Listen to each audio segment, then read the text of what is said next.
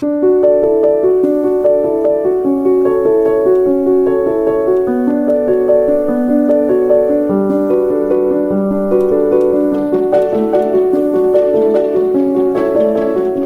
del compañerismo, el compañerismo bíblico.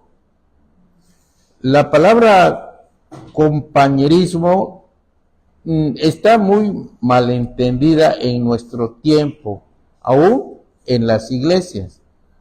El Nuevo Testamento, que fue escrito originalmente en griego, usa la palabra koinonía para referirse a compañerismo, comunicación, comunión, comunidad, participación, todo eso envuelve. Los creyentes tenemos comunión o compañerismo bíblico con el Padre, con el Hijo, con el Espíritu Santo y unos con otros.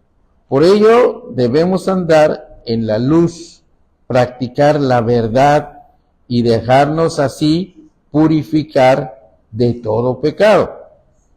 En la Biblia, el compañerismo no es solamente espiritual, sino que se extiende al dominio de lo práctico. En primer lugar, vamos a ver que el compañerismo bíblico es un propósito de Dios para la humanidad. Es un propósito para la humanidad. Dios nos muestra en la Biblia que las relaciones no son parte de la vida, sino lo esencial de la vida, lo esencial de ella. El propósito de nuestro Creador es que las relaciones sean para nosotros una prioridad, no una cosa más, sino una prioridad. No es de que si se puede o no se puede, es una prioridad. El Señor quiere que haya compañerismo entre los seres humanos. No basta con intentarlo. Necesitamos separar tiempo para las relaciones con otras personas como una actividad, pero no secundaria, sino como algo que es prioritario, necesitamos hacerlo. Aparte de que Dios lo quiere, también nosotros lo necesitamos. Aunque a veces hay quienes dicen, yo no quiero a nadie, yo no necesito de nadie, pero realmente sí necesitamos. Necesitamos doctores, ingenieros, maestros, en fin, hasta el vecino necesitamos, y aunque digamos que no, pero puede llegar un momento en que vamos a necesitar a un vecino, porque hasta ellos y nosotros también todos estamos en la misma situación, porque Dios así nos creó, es nuestro modelo, no podemos cambiar. Dios nos hizo como seres humanos. Claro que hay cosas diferentes en los caracteres, por eso algunos no están de acuerdo y todo, pero lo que dice la Biblia es lo que vemos que es real y que se cumple la palabra de Dios. Entonces, Dios creó al ser humano para entablar relaciones. El Señor no solo se refería al matrimonio cuando dijo, dice la Biblia, y dijo Jehová Dios, no es bueno que el hombre esté solo. Esto siempre estamos pensando que Dios lo dijo para el matrimonio. Claro que sí lo dijo para el matrimonio, pero no solo para el matrimonio. En realidad, esto es para todos. No es bueno que el hombre esté solo. Así que el Señor no solo se refería al matrimonio. La Biblia habla de la importancia de la ayuda mutua. Eclesiastés 4:12 dice, uno solo puede ser vencido, pero dos podrán resistir. Y además, la cuerda de 3 hilos no se rompe fácilmente. Así que mientras más unidos, mejor nos va, ¿no? Y esto lo dice la Biblia, que quiere decir que Dios está consciente de eso, Él nos creó. Así que no debemos aislarnos, eso no es normal, no es la voluntad de Dios.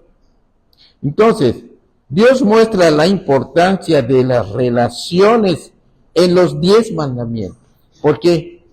Porque hay 4 que se refieren a nuestra relación con Dios, 4, y 6 a nuestra relación con la gente, pero todos tienen que ver con relaciones. Son 10 mandamientos, pero 6 tienen que ver con el compañerismo con los humanos.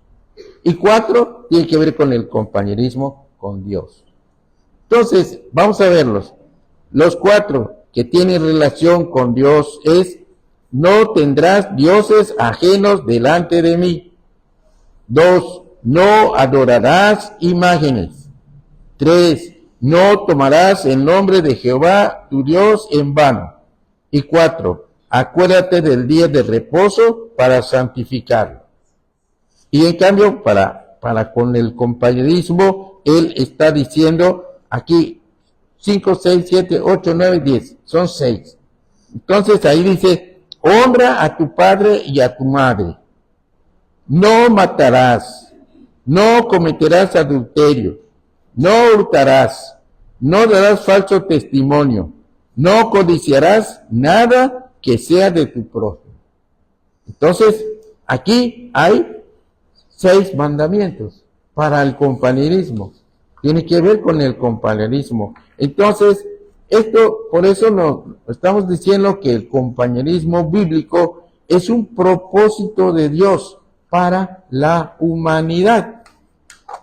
La Biblia no registra ninguna persona que haya agradado a Dios viviendo aislado de la sociedad.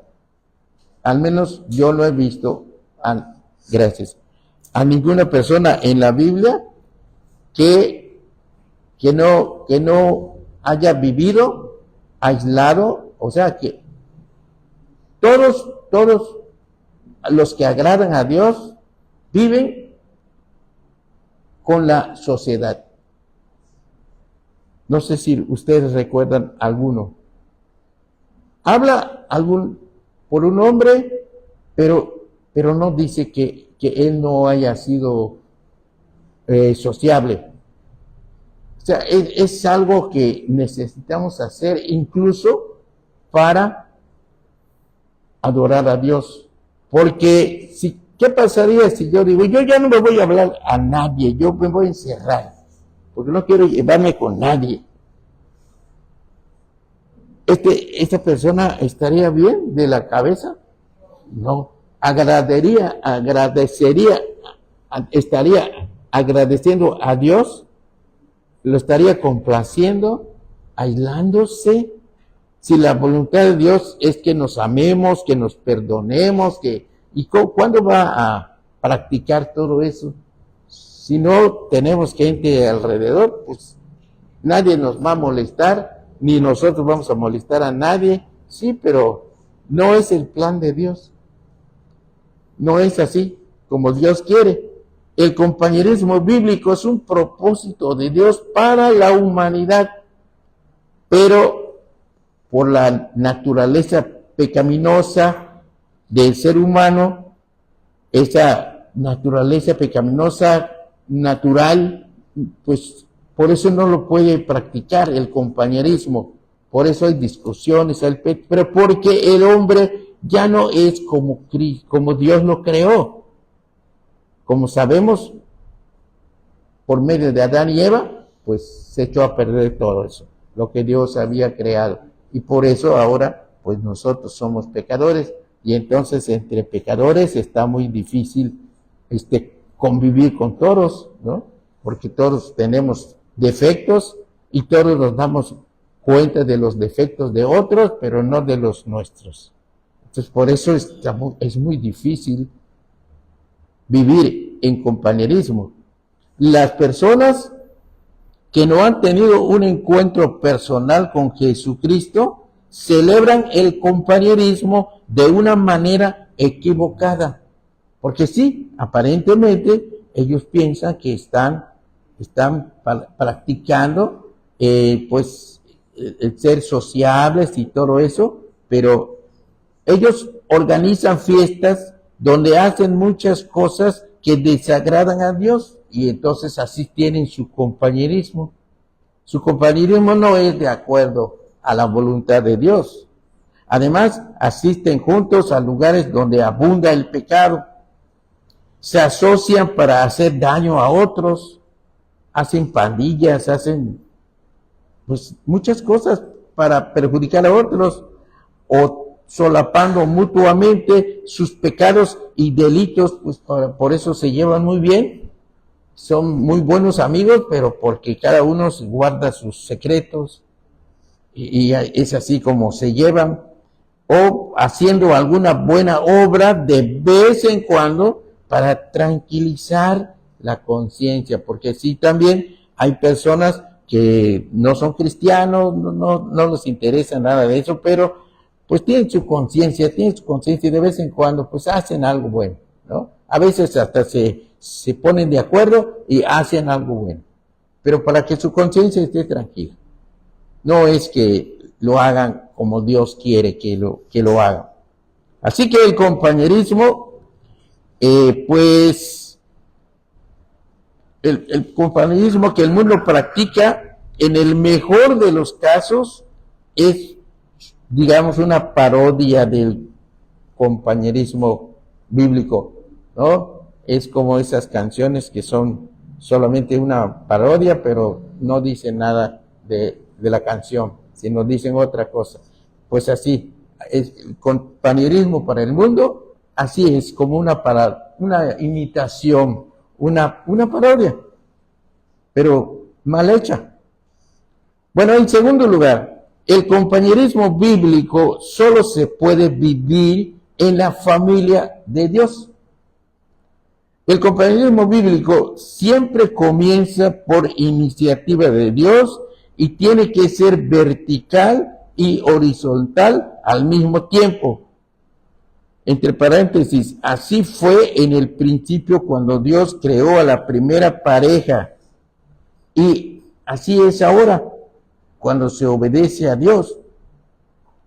Pero la iniciativa la toma Dios. Para que nosotros estemos unidos, no depende solo de nosotros, depende del Espíritu Santo. Y por eso debemos orar. Y por eso debemos practicar lo que dice la Biblia, para que pues, nuestro compañerismo sea de acuerdo a la voluntad de Dios. No vamos a hacer compañerismo para hacer todas esas maldades que ya mencioné, sino para glorificar a Dios. En eso debemos tener compañerismo, todos de acuerdo en alabar a Dios, en agradar a Dios, porque eso es lo que el Señor quiere, que nos unamos, pero no para perjudicarnos, sino para ayudarnos mutuamente, espiritualmente y materialmente también, cuando se puede. Bueno, el compañerismo bíblico comienza por iniciativa de Dios y tiene que ser vertical y horizontal al mismo tiempo. Así fue en el principio cuando Dios creó la primera pareja. No puede ser solo vertical, ni puede ser solo horizontal. El compañerismo bíblico no lo pueden practicar las personas que no han nacido de nuevo, que no han recibido a Cristo, que no lo han entendido, todavía no tienen el Espíritu Santo. Tal vez alguno que está escuchando esto ahorita dice, es que eso no puede ser, es que eso nunca puede pasar, porque cada cabeza es un mundo, porque esto, porque lo otro, pero el Espíritu Santo nos une cuando lo obedecemos. Y tenemos un compañerismo divino que viene de Dios, del Espíritu Santo, y es lo más bello que puede haber en una iglesia, ¿no? Sí se puede, pero con el Espíritu Santo. Así que que antes de vivir y disfrutar el compañerismo bíblico, es necesario responder a la invitación de Dios para participar en un compañerismo con Él. O sea, primero tenemos que tener compañerismo con Dios.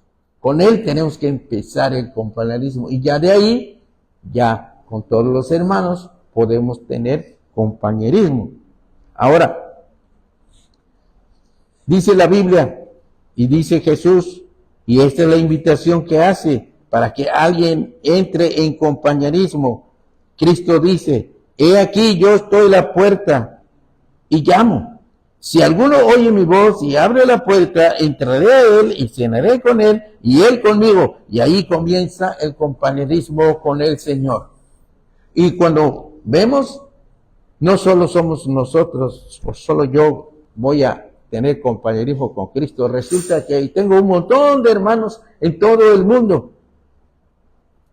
Y entonces me doy cuenta que puedo estar en una iglesia y puedo practicar esto en vivo con un grupo de hermanos, que pueden ser 20, 30, 40, 50, 100, no sé, pero vamos a vivir el compañerismo como Dios lo quiere.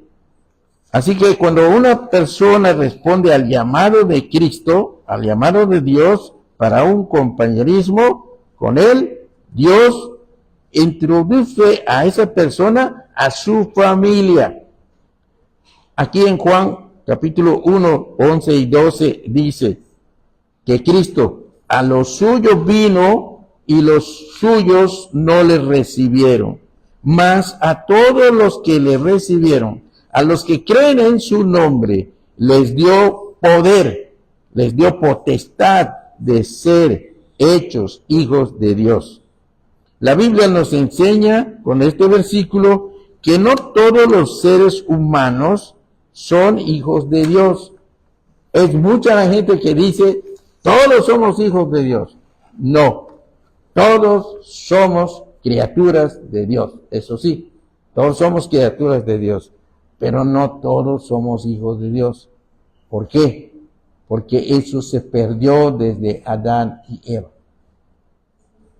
Después, Adán y Eva, pues sí eran hijos de Dios al principio, pero perdieron y por lo tanto todos los demás que nacieron de ellos también perdieron ese privilegio.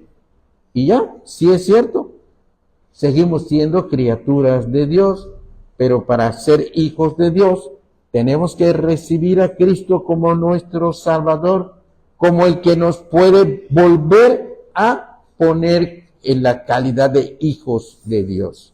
El que recibe a Cristo, entonces se hace hijo de Dios. Porque sí Adán y Eva eran hijos de Dios, pero sus descendientes, pues ya no. Tienen que recibir a Cristo, pero por eso vino Cristo. Sabiendo que nosotros no podíamos tener comunión con Dios, Dios mismo envió a su Hijo Jesucristo para pagar en la cruz nuestros pecados y entonces podamos tener la oportunidad de llegar a ser hijos de Dios por medio de Cristo. Y el Espíritu Santo es el que vive aquí entre nosotros y nos mueve para que podamos entender esas cosas que dice la Biblia y que a veces se ve como que son muy difíciles. Realmente no son difíciles cuando el Espíritu Santo nos enseña. ¿Y cómo se hace eso? Orando, pidiéndole a Dios que nos haga entender su palabra. Y Él nos ayuda. Y entonces lo entendemos y le damos gracias a Dios. Y entramos a ser de la familia. No toda la gente que vive en el mundo son hijos de Dios. Son criaturas de Dios. Todos son criaturas de Dios. Pero no todos son hijos de Dios. Algunos todavía no son hijos de Dios. Solo criaturas de Dios. Así que necesitan dar un paso muy importante de recibir a Cristo como su Salvador, como su Señor. Y entonces pero tiene que ser personal. Eso no se puede heredar. No es que porque mi papá era hijo de Dios, pues yo también soy nieto de Dios. No, esto tiene que ser personal. Uno tiene que ser personal. Dios no tiene nietos, tiene hijos, ¿no? Así que necesitamos ser hijos de Dios. Y eso se logra porque Cristo murió en la cruz, pero no solo murió, resucitó y Él vive y Él tiene poder. Por eso nos puede salvar. Entonces, así que los que recibieron su palabra fueron bautizados, dice la Biblia, y se añadieron aquel día como 3,000 personas. Esto sucedió en Jerusalén. Hubo una ocasión cuando dice ahí que añadieron como 3,000 personas. En la Biblia explica todo eso. Entonces, así que el compañerismo bíblico solo se puede vivir en la familia de Dios. ¿Y dónde está la familia de Dios? Es la iglesia. Pero a veces decimos así, pero en la iglesia, pero si hay veces como que los de la iglesia no se llevan bien, como que a veces no se hablan, como que uno le cae mal al otro. Y esos son los hijos de Dios. Bueno, Dios no quiere precisamente eso. Dios quiere que cambiemos. Dios quiere que nazcamos de nuevo, realmente. O sea, que seamos nuevas criaturas. Claro, lo que pasa es que no podemos ser perfectos. Algunos son un poquito más buenos que otros. Algunos obedecen más, otros menos. Pero, gracias a Dios, no vamos a vivir para siempre esta vida, sino que vamos a morir. Y cuando muramos, entonces ya no vamos a ir al infierno, sino vamos a ir con el Señor. Y ya este cuerpo que nos hace pecar, ya no lo vamos a tener. Solo vamos a tener nuestro espíritu, nuestra alma para estar con el Señor. ¿Lo creemos?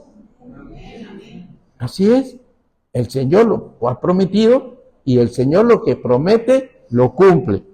Bueno, entonces, Cristo amó a la iglesia y se entregó a sí mismo por ella, según Efesios 5:25, aquí en la Biblia.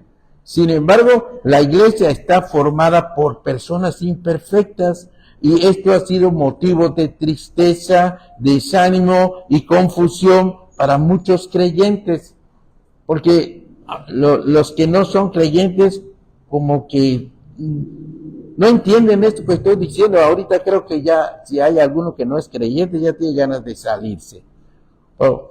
Esperen que, o no menos que yo termine, ¿no? ¿Por qué? Porque quizá podemos entender un poquito más de esto. Cristo amó a la iglesia y se entregó a sí misma por ella.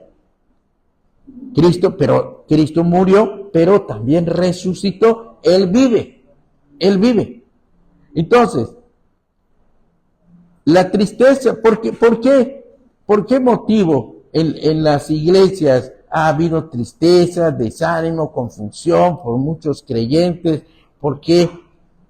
Simplemente porque todavía estamos en este cuerpo. El apóstol Pablo decía que era un cuerpo de muerte, ¿no?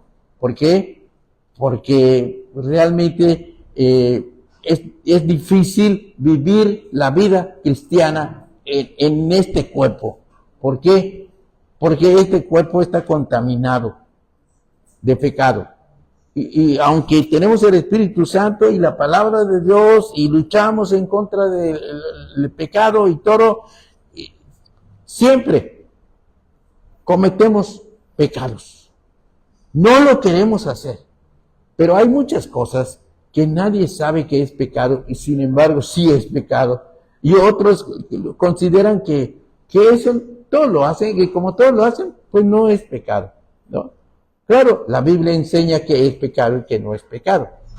Pero cuando nosotros aprendemos de la Biblia y aprendemos del Espíritu Santo que nos va guiando, vamos entendiendo que ahora estamos aquí, ya somos hijos de Dios, pero todavía en lugar de que la muerte nos asuste, bueno, nadie se vaya a suicidar, pero en lugar de que la muerte nos asuste, nos debe dar gusto.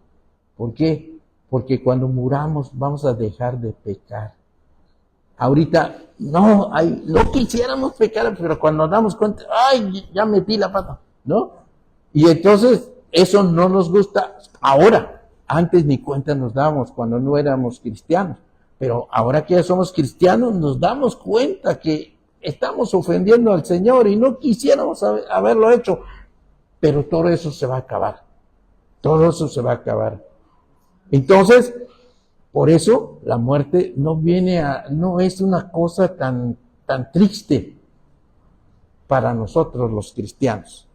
Es triste en el sentido de que tenemos emociones, que quisiéramos ver a nuestros familiares para todo el tiempo y nadie se alegra cuando se muere un familiar. Eso es verdad.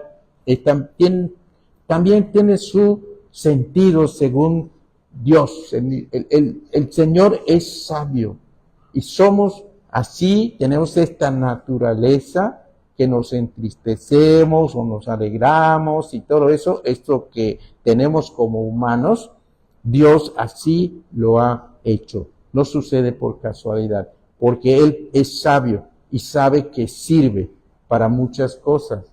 Es muy largo que yo se los explique, pero poco a poco ustedes mismos se van a dar cuenta que todo, a las enfermedades, los problemas, todo, aunque de momento no nos parece feo y todo, y no quisiéramos que haya esas cosas, pero sin embargo, todo es ayuda para bien. El Señor hace que sirva para bien. Así que el cristiano debe estar gozoso siempre, porque nuestro gozo no está en las circunstancias, está en el Señor. El asunto sería terrible entonces que nos quitaran a Dios. Eso sí sería terrible. Pero que nos quiten la salud, que nos quiten la vida, que nos quiten algunas cosas, eso no es tan triste, porque Dios vive y sigue viviendo, pase lo que nos pase. Así que debemos alabar a Dios todo el tiempo y en todo momento. La tristeza y el desánimo y la confusión vienen porque amamos a la iglesia ideal. Cuando estamos en la iglesia y dentro de la iglesia estamos viendo algo que esto no debe ser y esto tampoco debe ser y a veces hasta yo estoy haciendo algo que no debo hacer. O sea que cuando eso parece que nosotros estamos muy tristes, pero la tristeza, el desánimo y la confusión vienen porque amamos a la iglesia ideal. O sea, nosotros nos hacemos una imagen de que haya una iglesia, esa es la iglesia que deseamos. Pero no, resulta que no es así. Y voy a una iglesia y voy a otra iglesia y todo es lo mismo. Claro que nosotros sabemos que hay muchas bendiciones en la iglesia. Entonces, Cristo ama a su iglesia a pesar de sus imperfecciones. Jesús dijo, cuando el apóstol Pablo no era apóstol, cuando perseguía a los cristianos, él le dijo a Pablo, ¿por qué me persigues? Y no es que lo estuviera, Pablo dijo, pero si yo no te persigo, ni sé dónde estás. Pero Cristo lo que estaba diciendo es que Pablo estaba persiguiendo a su iglesia. Así que si el diablo maltrata a esta iglesia, se va a entender con el Todopoderoso, no con nosotros, con el Todopoderoso. Nosotros hemos de orar para que Él no pueda hacer nada, que la iglesia pueda desaparecer. Así que Cristo sigue diciendo, ¿por qué me persigues? Porque el diablo sigue persiguiendo a la iglesia de una u otra manera, pero están metiendo aquí, de seguro que el primero que llegó es el diablo. Y es el diablo el que nos hace, ay, ya tardó mucho el mensaje, ay, ya me cansé, ay, tengo calor, ay, todo eso lo hace el diablo. ¿Por qué? Porque él llega primero, ¿no? A veces echa a perder algunas cosas, pero así parece broma, pero no. Él tiene poder, pero no más poder que Dios. Él tiene que someterse a Dios. Él solo puede hacer lo que Dios le permita. Ustedes dirán, pues ¿le da permiso Dios? Sí le da permiso. ¿Por qué? Porque el diablo también le sirve a Dios para ponernos pruebas a nosotros, a ver si las brincamos. ¿Por qué? Porque Dios quiere que crezcamos espiritualmente. Por eso tenemos dificultades, enfermedades, problemas, todo. Y eso que parece que es un daño, no es un daño, son ejercicios que Dios quiere que nosotros tomemos para avanzar en el conocimiento de Él, de Dios, porque el fin de todo es edificarnos para que crezcamos y no podemos crecer, no podemos estar fuertes si no hacemos ejercicio. Si todo el día estamos acostados y nunca nos levantamos, pues nos vamos a morir ahí. ¿Por qué? Porque eso no es vida. Necesitamos movimiento, pensar, movilizar todo lo que Dios nos ha concedido. Así que también el Señor quiere que como cristianos estemos activos, haciendo las cosas de Dios. Y por eso a veces nos permite que tengamos alguna prueba para que sigamos adelante, adorándolo a Él. Así nos confundimos. Amamos personas ideales y no personas reales. Cristo te ama como eres, no te ama como debieras ser. O sea, es que Cristo te ama, pero hasta que seas como debes ser. Cristo no quiere así. Cristo quiere que vengas con Él.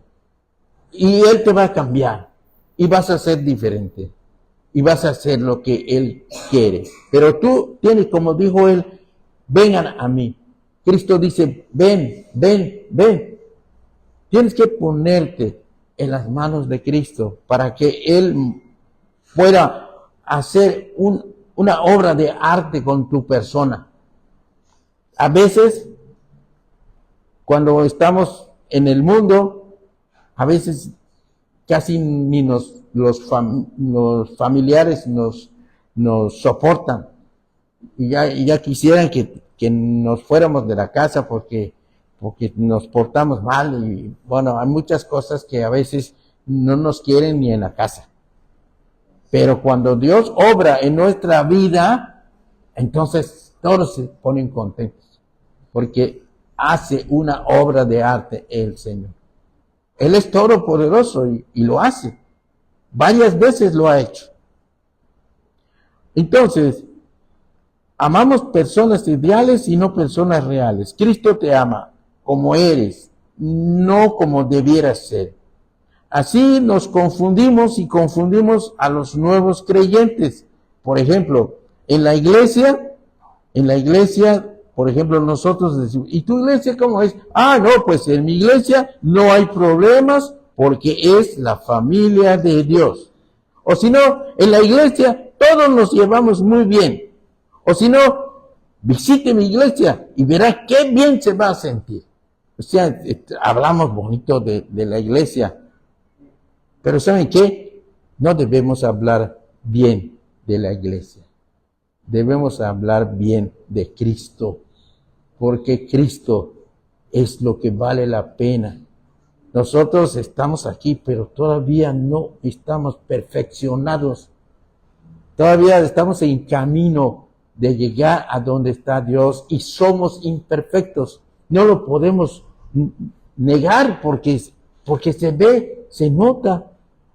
Claro, entonces es difícil porque a veces no lo comprendemos, porque no vemos nuestros propios defectos, vemos los defectos de otros.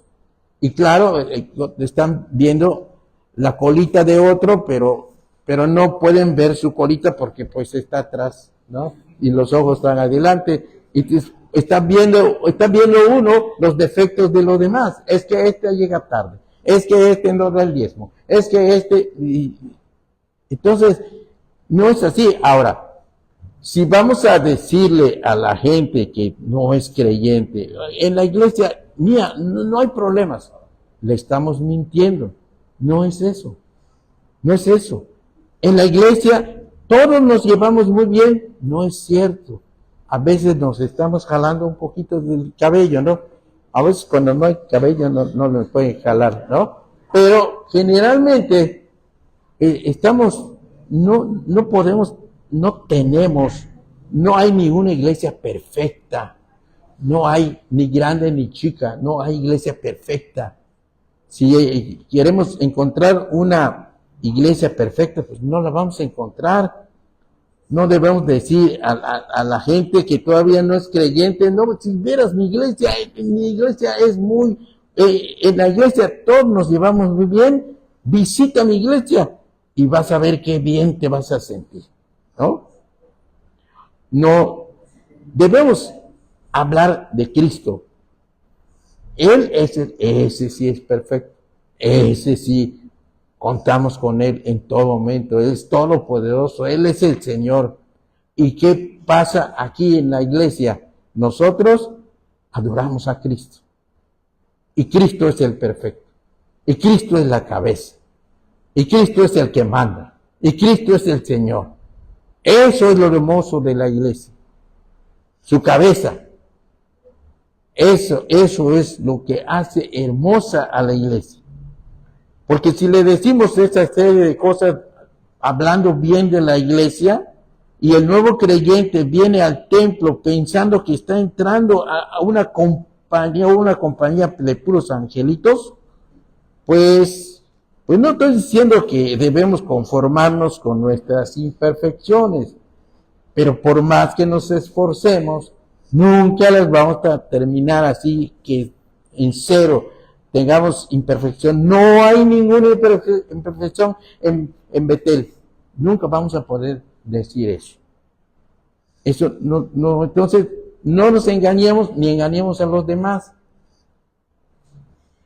Ahora, pero no estoy diciendo que nos conformemos. Debemos hacer lo que dice la Biblia. Debemos trabajar y orar y leer la Biblia y todo, congregarnos y no faltar a los cultos y todo eso, pero todo eso es con el fin de que seamos lo mejor posible delante de Dios. ¿Por qué es que Dios no nos da la salvación por obras? Porque nadie sería salvo. Si fuera por obras, no habría salvos. Pero es por gracia. Y eso debemos entender. Dios es bueno. Dios nos ama. Y es su amor lo que nos debe conmover. No el castigo. Muchos siguen a Dios, pero porque le tienen miedo. Porque, ay, me va a castigar. ¿No? Y por eso siguen a Dios, porque lo castigan. No, el Señor no es un castigador. No le gusta estar castigando a nadie. Él se goza con los que se gozan también con Él. Entonces, tenemos que entender ese asunto. La iglesia de Jerusalén, de la que hablamos al principio, tuvo conflictos, pero supo enfrentarlos. Los primeros cristianos estaban tan unidos que perseveraban en la comunión fraternal, poseyéndolo todo en común, hasta el punto de ser todos de un corazón y un alma, e incluso tenían una sola bolsa, una sola tesorería. Y la multitud de los que habían creído, dice la Biblia en Hechos 4:32 al 35, y la multitud de los que habían creído eran de un corazón y un alma, y ninguno decía ser suyo propio nada de lo que poseía, sino que tenían todas las cosas en común, y con gran poder los apóstoles daban testimonio de la resurrección del Señor Jesús, y abundante gracia era sobre todos ellos. Así que no había entre ellos ningún necesitado, porque todos los que poseían heredades o casas las vendían y traían el precio de lo vendido y lo ponían a los pies de los apóstoles y se repartía a cada uno según su necesidad. Hechos 4 del 32 al 35.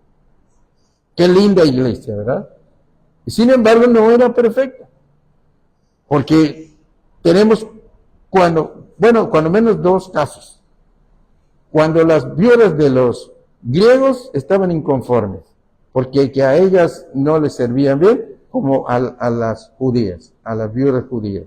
Entonces, allí había algo, ¿no? No estaban de acuerdo con algo.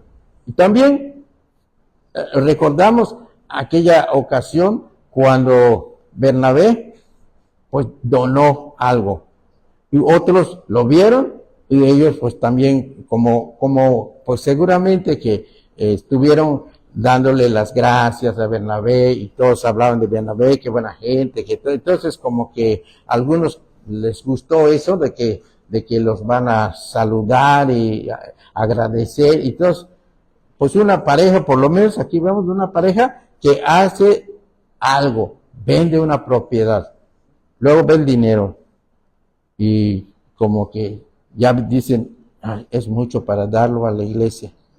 Y entonces tomaron una parte y entregaron esa parte. Y entonces resulta que pues sucedió algo terrible, algo triste. ¿Por qué? Porque como mintieron, entonces se fueron castigados y ellos murieron. Entonces fue triste. Pero lo que podemos ver es que por hermosa que era la iglesia, estaba formada de humanos. Y también ahí hubo pecado. Así que, pues sí, estaba muy bonita la iglesia. Me imagino que bonito era una comunidad grande de personas, todos los que creyeron cuando vieron que el Señor se manifestó con ellos, cuando vino el Espíritu Santo y todo eso, fue maravilloso. Y luego, pues, ahí vemos algo. La iglesia, todos los que creyeron, en que eran miles, pues se juntaron, ya se imaginan una iglesia grande. Y bueno, en aquellos tiempos, a veces habían iglesias grandes. Y también aquí en esta misma iglesia de Jerusalén, pues tenían como, ¿cómo se puede decir? Como una comunidad, de tal manera que era como una familia grandotota, y hacían una comida para todos, y bueno, estaba así bonito, muy bonito, pero pues no faltan los problemas, porque otra vez somos humanos. Y pues sí, era bonito, pero hubieron problemas. Es más, llegó un momento en que el apóstol Pablo dijo, ¿saben qué? Si alguno no quiere trabajar, que tampoco coma. Eso lo dice en 2 Tesalonicenses 3:10. Porque, aunque pues era bonito eso, pero otra vez, como humanos que somos, habían algunos que estaban en la comunidad, pero pues no hacían nada, ni trabajaban, ni donaban, ni nada. Pues entonces ya llegó el momento en que el apóstol Pablo había ese abuso en las iglesias muy grandes, y él dijo, bueno, que está bonita la comunidad y todo, pero el que no coma, el que no trabaje, que no coma. Y cuando comenzó a crecer la iglesia, los conflictos también empezaron a crecer. Dice en Hechos 6:1, en aquellos días, como creciera el número de los discípulos, hubo murmuración de los griegos contra los hebreos de que las viudas de aquellos eran desatendidas en la distribución diaria, y esto lo dice en Hechos 6:1. Entonces, que habían sus problemitas también. La Biblia está llena de ejemplos de conflictos dentro de las iglesias del Señor, pero los conflictos realmente no son lo que hacen daño. Lo que hace daño es la manera de cómo enfrentamos esos conflictos. Eso es lo que causa el problema. Problemas hay, pero cuando se saben manejar, no causan tanto problema. Precisamente porque está formada la iglesia por personas imperfectas, como cada quien lo es, y así nos brindamos mutuamente la oportunidad de practicar todas las enseñanzas de Jesús en lo que se refiere a relaciones humanas, ¿no? Somos personas imperfectas, cada quien lo somos, pero nos brindamos mutuamente la oportunidad de practicar todas las enseñanzas de Jesús. Para eso estamos en la iglesia.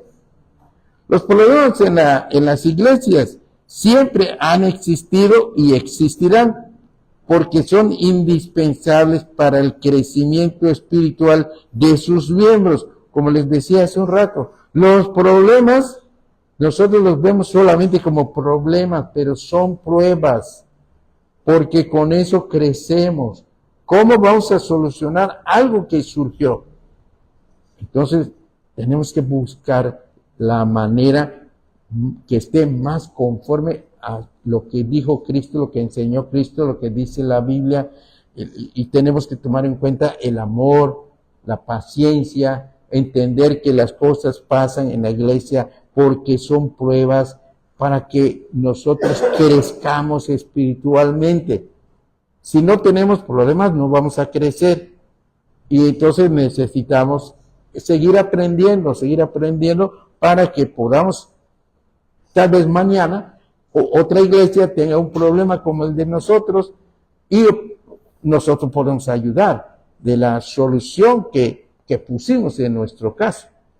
Entonces, y pues precisamente porque la iglesia está formada por personas imperfectas, como cada quien lo es, y así nos brindamos mutuamente la oportunidad de practicar todas las enseñanzas de Jesús en lo que se refiere a relaciones humanas. O sea que tenemos problemas en la iglesia. ¿Qué vamos a hacer? ¿Nos vamos a poner a pelear? No. Vamos a preguntarnos, ¿qué haría Cristo? Pero no de una manera. Cristo no era legalista. Cristo era como era Cristo. Cristo era amor, era sabiduría, era inteligencia, era obediencia al Señor. Así que tenemos que orar para cuando haya algún conflicto, lo podamos enfrentar y no verlo como que se va a acabar el mundo, sino que Dios quiere que crezcamos en amor, que crezcamos en armonía y que después podamos decir, gloria a Dios, ya se solucionó aquello. Y todos contentos para la gloria de Dios. Los problemas en las iglesias siempre han existido y existirán porque son indispensables para el crecimiento espiritual de sus miembros. Dios deliberadamente nos introduce a una comunidad de personas creyentes, pero imperfectas como nosotros. Si la iglesia no estuviera formada de personas imperfectas, no sería útil para los propósitos de Dios. O sea que si esta iglesia fuera perfecta, pues a Dios no le serviría para ejemplo de otras iglesias que tienen problemas. Lo que estoy diciendo es que Dios quiere que amemos a nuestros hermanos que forman la iglesia a pesar de sus imperfecciones. ¿Es que ese tiene esa imperfección? Sí, pero tú también tienes otra. Lo que pasa es que no te das cuenta de la tuya, solo te das cuenta de los demás. Entonces, tenemos que entender bien lo que Dios quiere hacer con esas dificultades que se nos aparecen. Es más, Dios quiere que demos gracias por las imperfecciones de nuestros hermanos. Ustedes dirán, pues el pastor ya se volvió loco, ya tardó mucho predicando. ¿Por qué? Porque como que estoy diciendo que quiere que haya imperfecciones de nuestros hermanos. Pues sí, porque si no hay quien me ofenda, ¿cuándo voy a aprender a perdonar? Pues, bueno, ustedes dirán, yo no quiero que nadie me ofenda. Bueno, si no va a hacerlo a propósito. A veces cuando uno se da cuenta, pues ya ofendió a otro. Y bueno, entonces suelen suceder esas cosas, aunque no sean a propósito, pero es una oportunidad. Entonces, ¿cómo vemos las cosas que pasan? ¿Las vemos como una bendición o las vemos como un problema? Necesitamos ver cómo ve Dios las cosas, como Cristo ve las cosas. Tenemos que pedirle, Señor, hay esta situación, ¿cómo la ves tú? ¿Cómo quieres que yo la vea?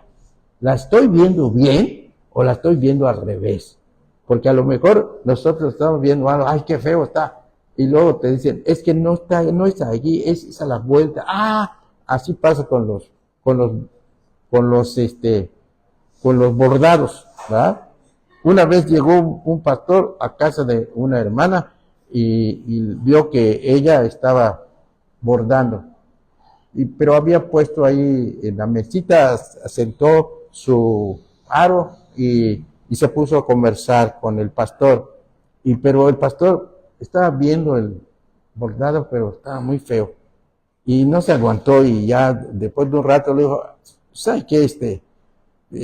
Me da pena decírselo, pero se ve muy feo su bordado. Y entonces ella se empezó a sonreír. Y le dije, ay, pastor, lo está usted viendo al revés. Mire, lo volteó y, esto sí está bonito. Bueno, así son, lo que se está bordando, por atrás está re feo, pero por delante está precioso. Entonces nosotros tenemos que aprender a ver las cosas al derecho, no al revés, para que no nos confundamos. Entonces, como antes dije, la iglesia también es descrita por la Biblia como el cuerpo de Cristo. No podemos amar a Cristo sin amar a su cuerpo. Pero es que su cuerpo es moreno. Pues así los vamos a amar. Es que está muy chaparrito. No le hace, así los vamos a amar. Y así es lo que necesitamos. No podemos amar a Cristo sin amar a su cuerpo. Un miembro que se separa del cuerpo es algo grotesco. ¿Se imaginan ustedes un dedo ahí remojado en alcohol? ¿Cómo se ve? Anda así como miedo, ¿no? Que te imaginas que es tu dedo que está allá, ¿no? Es triste, ¿no? Así, entonces, un miembro de la iglesia que se separa de la iglesia, pues viene a ser así como un dedo que se remojó ahí en el alcohol, ¿no? Se está haciendo a un lado y eso no debe ser, no puede ser. Bueno, ya para terminar, el compañerismo bíblico con la familia de Dios tiene características muy especiales.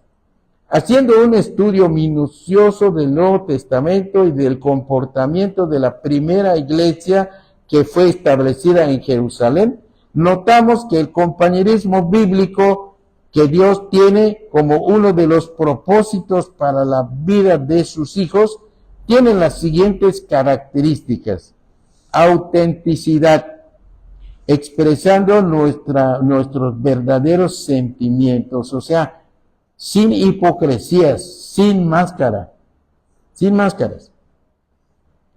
Y reciprocidad, alentándonos unos a otros. Misericordia, perdonándonos unos a otros. Sinceridad, hablando la verdad, pero en amor de una manera prudente. Humildad, reconociendo nuestras debilidades, porque Dios resiste a los soberbios, y uno que no reconoce sus propias debilidades, solo ve la de otras personas, pues está siendo soberbio, porque no acepta sus defectos. Amabilidad, respetando nuestras diferencias, unidos en propósito, no en personalidad. O sea, no somos igualitos, cada uno somos diferentes. Pero, pues no vamos a esperar que todos seamos igualitos, porque nunca nos vamos a poder unir. Hay que respetar nuestras diferencias, unidos en propósito. ¿Por qué estamos aquí? Para alabar a Dios, para obedecer a Dios, para aprender de su palabra, para que obedezcamos a Dios, para que Él esté contento y para alabarlo porque lo merece. Entonces vamos a unirnos en todo eso y alabemos al Señor. Entonces, respetando nuestras diferencias, no existe en el mundo dos personas idénticas. No podemos esperar que eso suceda. Confidencialidad, no andando en chismes. La confidencialidad requiere un ambiente propicio. Y frecuencia, haciendo de congregarse una prioridad. No es de que si tengo tiempo, voy a ir a la iglesia, voy al culto. No, que sea nuestra prioridad. Tal vez podamos decir, si tengo tiempo voy a comer, pero si no voy a ir a la iglesia. Así debe ser al revés. No de que, pues, voy a ver si me da tiempo después de comer, entonces voy. No, debe tener prioridad las cosas de Dios. Tal vez yo esté exagerando, vengan comiendo en el camino, pero vengan. Frecuencia, haciendo de congregarse una prioridad, porque las caídas comienzan generalmente cuando uno se aleja de la congregación y del compañerismo. Por eso a veces un hermano pues, no viene una vez y luego otra vez, y luego se va a acostumbrar y ya son 2 veces, 3 veces, y ya después ya le da trabajo venir. Primero no quiere faltar, pero después se va acostumbrando y ya no es novedad que falte. En conclusión, el compañerismo bíblico es un propósito de Dios para la humanidad, pero por su naturaleza pecaminosa, el hombre natural no lo puede practicar.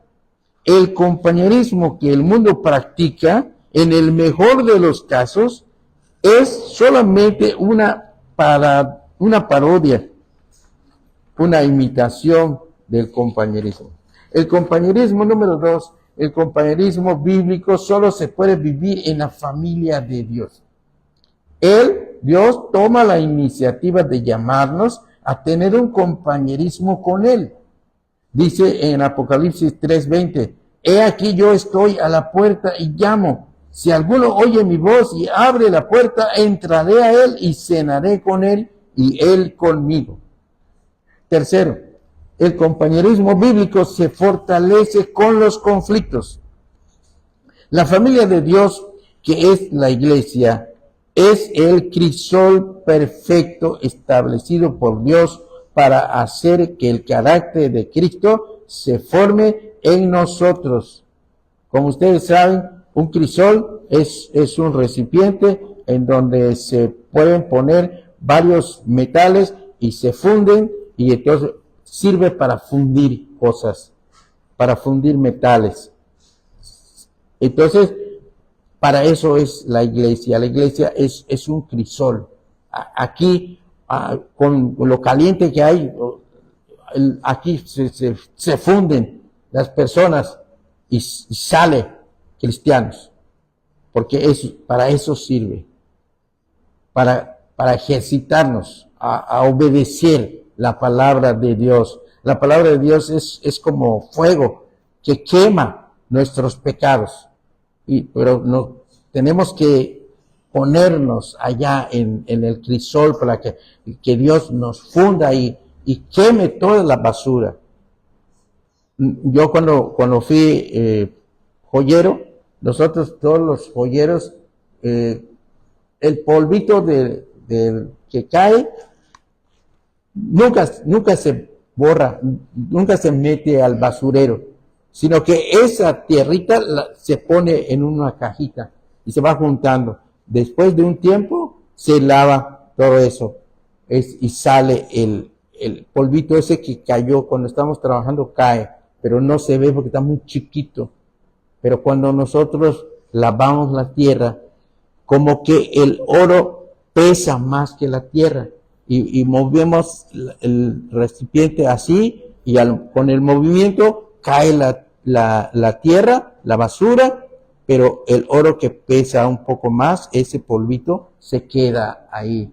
Lo vamos juntando y luego lo metemos precisamente en el crisol, lo fundimos y entonces se vuelve una barrita y se vuelve a trabajar. Puede servir otra vez porque el metal no pierde su calidad, ¿sí? Porque no se puede revolver el polvo con el oro y además no se mete en ninguna otra cosa porque ahí se trabaja exclusivamente oro, de manera que lo que parece basura es oro. El polvo, eso sí se va a quemar. Entonces el compañerismo sirve para algo, para eso. El compañerismo bíblico con la familia de Dios tiene características muy especiales.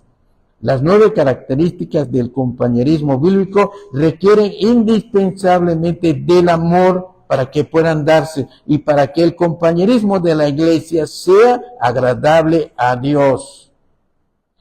Y termino con recordarles aquella vez que hace poco les dije que de repente iba un niño cargando a su hermanito que estaba muy gordito y entonces alguien pasó y además estaba yendo en la parte que estaba subiendo y entonces pasó una persona y le gritó: oye, eso es demasiada carga para ti. Y entonces él sonriendo le contestó a aquel: no es una carga, es mi hermano. Pues eso debemos pensar nosotros. Cuando alguien parezca que nos es una carga, no es una carga, es nuestro hermano en Cristo. Y amémoslo. Y sirvamos a Dios con ese amor a nuestros hermanos en la iglesia.